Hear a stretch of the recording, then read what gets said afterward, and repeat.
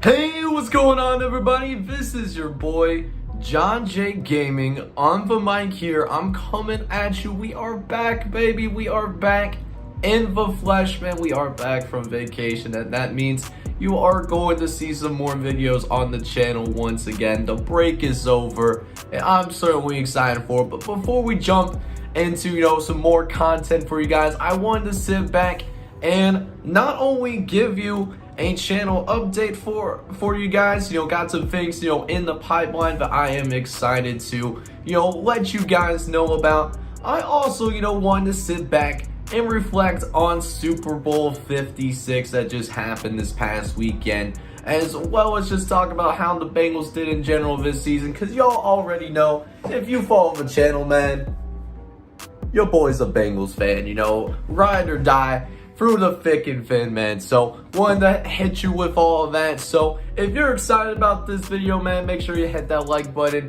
And if you like what you're hearing in terms of like the future of this particular channel, hit me up with that subscribe button, man. That certainly helps grow the community. And shoot, if you're a Bengals fan like me, man, hit me up with a who day down in the comment section down below. But with all that being said, let's go ahead and get started with the channel update that I have in the future for you guys, since I've been sitting back while I'm on vacation, while I'm on the honeymoon with the wife, you know what I'm saying? And this is just kind of things that I've been thinking about for a little bit. So first and foremost, gonna go ahead and get started with the series that are currently going on the channel. Y'all already know I only have one series going right now. I do have the Coach Dynasty. Now, I've been having a really fun time with the Coach Dynasty personally. Been really having a good time with it. We're on season number 6 already. Feels like it's been flying by really quickly, but I guess this is what happens when, you only post one series at a time. And yeah, we're just having like a really good time. We're having an absolute ball with it, But that being said, we are obviously going to keep that going, man. I envision having maybe 2-3 more years left in this series at the very least. I want to at least win one national championship with Coach Grossman, of course. We started him off as a offensive coordinator at a group of 5 school. We've worked our way up to a Power 5 head coaching position, and I mean, we've had opportunities to go to a national championship, but we haven't gotten there yet, and I wanted to end it on top. So want to win 1, maybe 2 national championships before I go ahead and wrap it up. But that being said, that Dynasty file, regardless of what happens with that series, it will pop up again sometime on this channel. I got some things in the works with that. I'll reveal that at a later time, but watch out for that. There's going to be a whole universe that I think is going to be created out of that Soul Dynasty file. So I hope you guys are certainly excited for that. Now, as for the new stuff that is going to be coming onto the channel, I got a couple things planned for sure. First and foremost, you guys know that Maximum Football is currently in the works. For those of you that have been following the channel for a little while, Maximum Football is on the way. We don't know when it's going to drop in 2022. If it does, right now it seems more likely than not that we will have a new Maximum Football game this year. And I didn't want to post a leak that was shown over on another YouTube channel that don't necessarily want to name, because of how that leak came to be. I didn't want to show information that is not supposed to be shown. But if you guys have seen the leak that I'm talking about, you guys know that Maximum Football, man, it's gonna look a lot better than Maximum Football 2020. Hopefully that means better gameplay and just a smoother game across the board. From what I've been hearing from Modus Games, following them on their Discord servers, they know what they're doing, man. They have a little bit more experience. They got a bigger team working on the game, so that's a really good sign. And I can't wait to see what they bring to the table this year. So that being said, when Maximum Football 2022 comes out, I am going to run some sort of series, whether that be just a regular Dynasty, or I am even thinking about doing an ACSA reboot because of how the ACSA series ended on Maximum Football 22. I ended it not because it wasn't doing poorly or anything like that. I mean, it was still doing pretty good numbers when we ended that series, but just the crashes that it had, how it was set up for Maximum Football 2020, it didn't crash as often as 2019. However, that being said, when there was a crash in Maximum Football 2020, or at least on the Xbox One where I ran the series, this was prior to the PS5 becoming available, by the way, when this series was going down.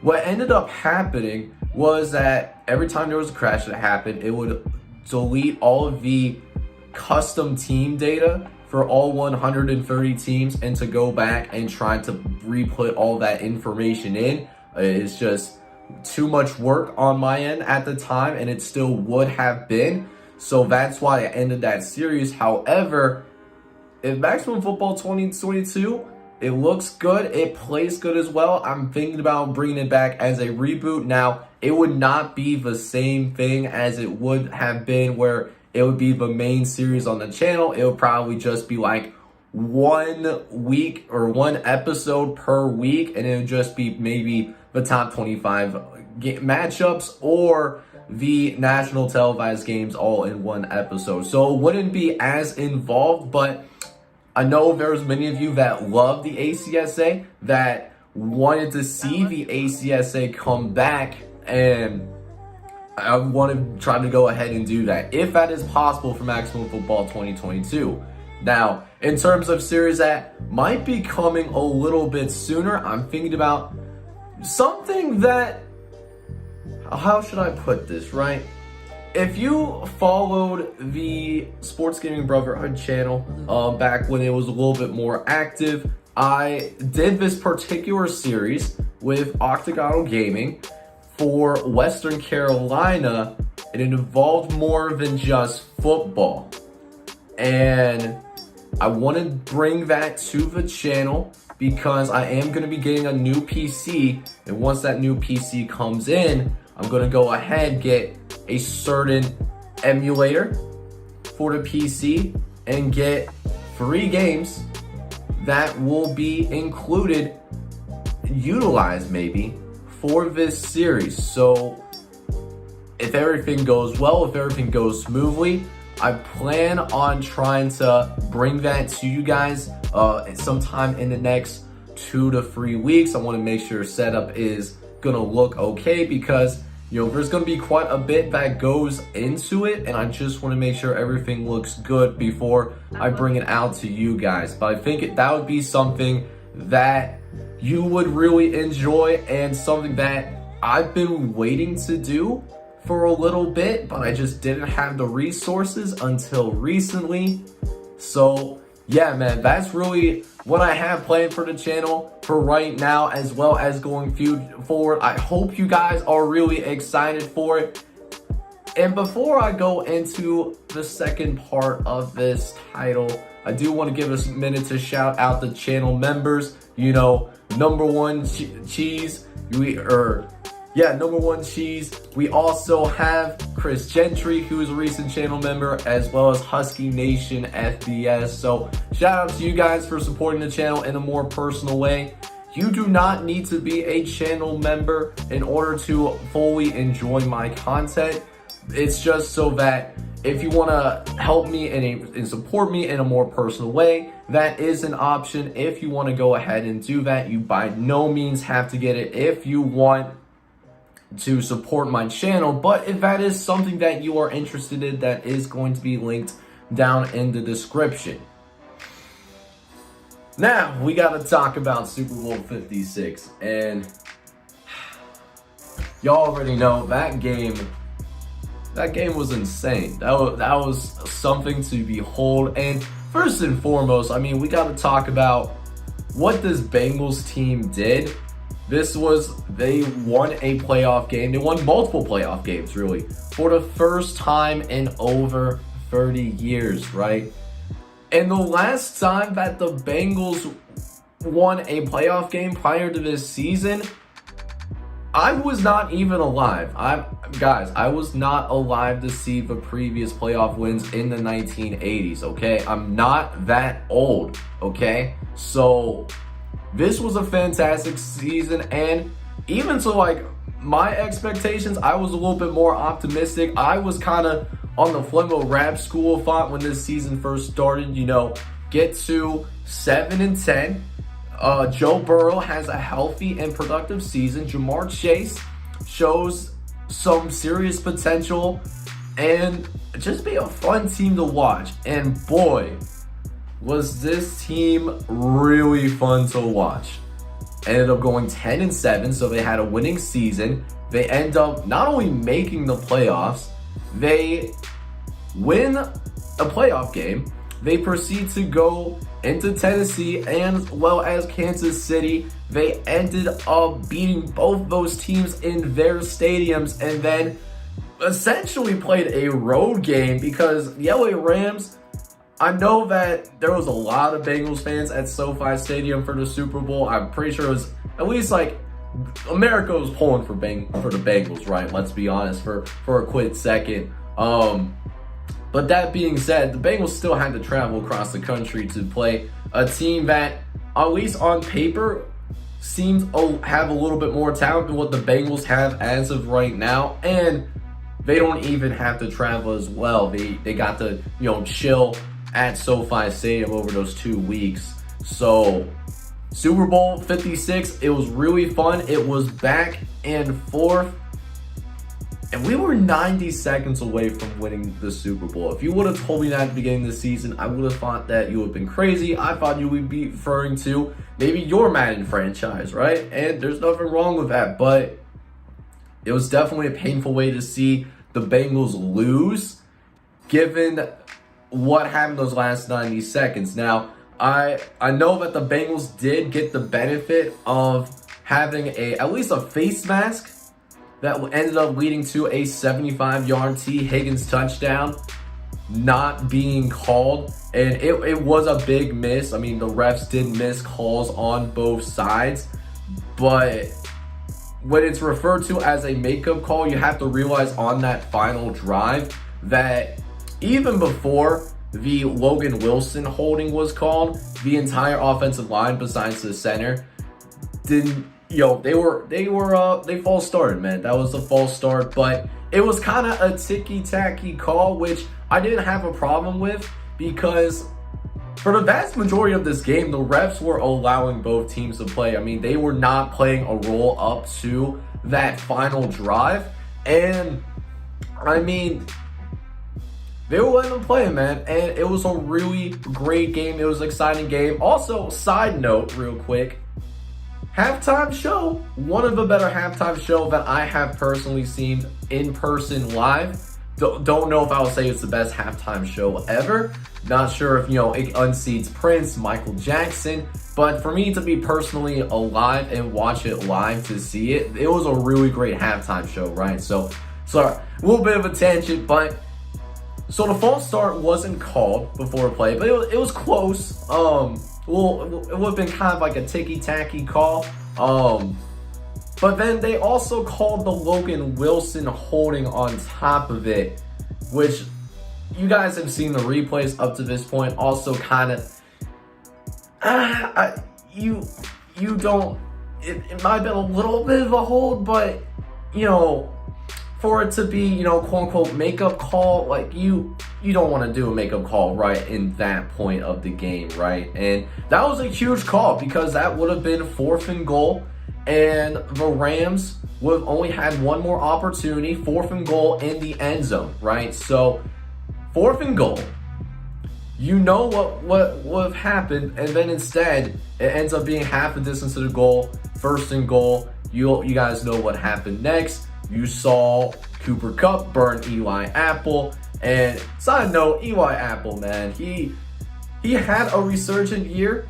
Maybe not necessarily showing that he can be a starting caliber quarterback, at least as of yet. But he at least showed that he can be an NFL caliber player. He is an NFL caliber player. He just did not have a good game. Now, Granted, what also kind of gets lost in there is that Eli Apple should have not been on Cooper Kupp. That might have been a defensive coaching issue. I would have much rather have like a Mike Hilton or an Aluzier on Cooper Kupp if you are going to do single coverage on him. But I would much prefer, like, in that goal line situation, to be more in a zone coverage. But I'm not a football coach, and this is just kind of like my personal thoughts on that. And even with that call and how that last drive for the Rams turned out, we still had a chance to at least tie the game. We ended up getting to about the 50-yard line, and I'm thinking, okay, we get this first down, we get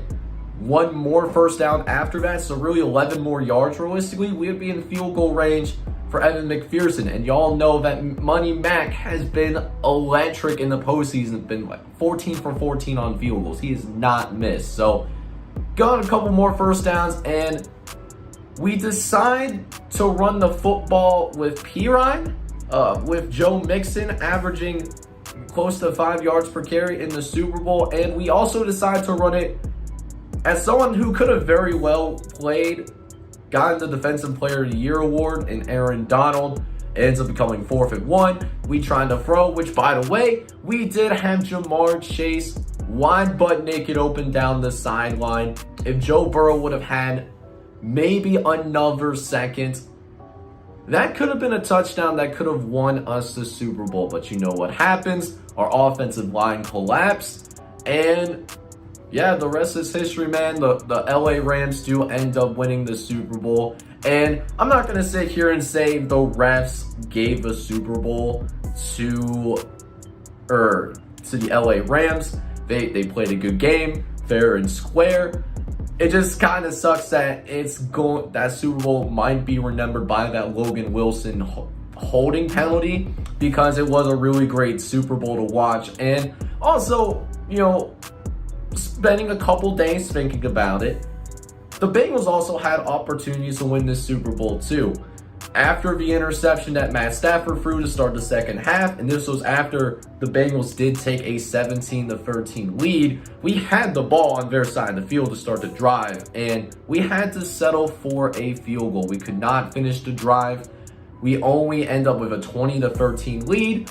That would be the last points that the Bengals scored. Now, if that ended up being a touchdown instead of a field goal, it would have been at least 24-16. Even with that Rams touchdown towards the end, they still would have had to go for the 2-point conversion. So there was things like that the Bengals could have done better to not put them in a situation where you hope the refs don't screw you over in that kind of thing. Again, there was some bad calls on both sides, and it's really a greater problem. Not saying that the NFL is rigged, but it's more so that the officiating is really not been up to standard, to put it nicely, over the course of this season. And I do hope that the NFL does end up addressing that in the near future, especially given how many games that are decided by one possession games. I mean, you can't have ref ball decide these games. It's just how it is.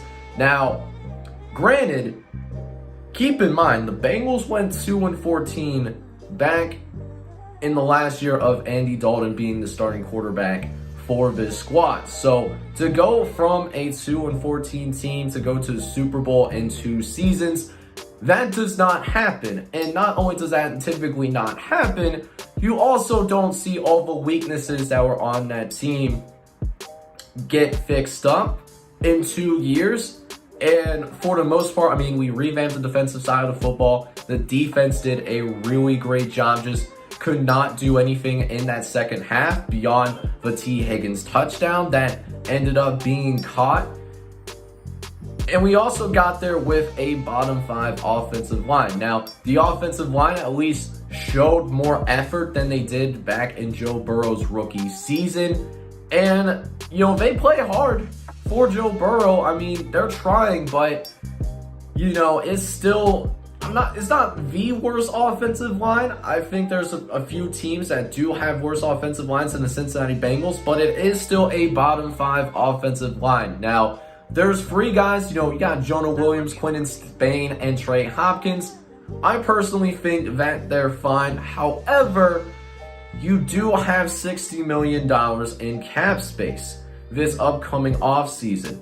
And if you want to win a Super Bowl and possibly create a dynasty in Cincinnati, you have to invest in the protection of Joe Burrow. Even though Joe Burrow didn't miss any games this season outside of the regular season finale because we already won the AFC North the week prior, Joe Burrow has been battered. I mean, he got sacked almost 20 times in the postseason, and that's just in postseason action. If you count the regular season, he got sacked 70 times. He got hit a lot. And granted, Joe Burrow is a really tough cat. You know the brother can play. But that being said, you need to protect Joe Burrow. Because if Joe Burrow has time to cook, Joe Burrow is a bad man. Well, I mean, we got to be 100% honest with that. We know what time it is, but that didn't happen, of course, and it cost us. I think if we would have had at least an average offensive line, we would have been talking about winning the Super Bowl potentially. But despite that glaring weakness, we almost won. Now, in terms of how the Bengals address it, I personally think you got to address it mostly through free agency. Like I said, you got roughly $60 million of cap space to work with. And you also have Joe Burrow at least under rookie contract for the next 2 years. And that is a huge advantage compared to most of the other AFC teams that have at least a B to B plus quarterback in that conference. You know, talking about Patrick Mahomes, who, you know, is a former MVP. You know, he has that huge contract. Lamar Jackson is under a big contract as well. Josh Allen, I think, has signed, or if he hasn't signed yet, he's going to get a deal this offseason. He's closing in on his rookie deal as well. Really, the only quarterback in the AFC that is the same tier as Burrow and is also under a rookie deal is Justin Herbert. But just the Chargers, they still need to address the defensive side of the football. We'll see if they end up doing that, but Justin Herbert is really the only quarterback that's on the same level as Burrow right now, in my opinion, that is also under that rookie deal, and they came in under the same QB draft class. We're going to have some great quarterback battles in the AFC in the coming years, and I'm personally really excited for that. And we have a quarterback that we can potentially win a Super Bowl with, and he has the confidence and the ability to do that. Now, the big thing for our offensive line is we gotta shore up that right side. You know, I'm not really a fan of Isaiah Prince, and I can't remember, it's like Hakeem something. He started at right guard. I'm not really a fan of him. I don't know if he'll be a Bengal, but I don't know if he's a starting caliber offensive line. So really the big caveat is get at least one or two offensive linemen in the free agency market and be high-end offensive linemen preferably. Also, I think it's important that Jackson Carman, our second-round pick that we selected in the same draft class as Jamar Chase, he needs to also develop as well. He came in as a left tackle. They moved him to right guard, and he didn't get significant playing time in his rookie season, but he needs to take that step up in year number 2 and at least try to compete for that right guard spot, regardless on who is a Cincinnati Bengal going into next season after we get through free agency and all that. So that means, for me, we will have the 31st overall pick in the NFL draft. We may not necessarily have to draft an offensive lineman as long as we do what we need to do in free agency. We need veterans so that we can capitalize on Joe Burrow's rookie contract, because when his contract is up, if he continues to play how he's playing right now, he might ask for a deal that is similar to what Patrick Mahomes has. So at least for the next 2 to 3 seasons, we need to capitalize on Joe Burrow's rookie deal and try to win as much as we can, with that opportunity. Of course, we'll always have a Super Bowl window open if Joe Burrow is our quarterback and plays how he plays, but this is the best shot right now, having the kind of quarterback that we have on the rookie deal. Now, at 31st pick, if an offensive lineman is the best player available, get the offensive lineman. But that doesn't mean that we have to get an offensive lineman in the first round of the NFL draft.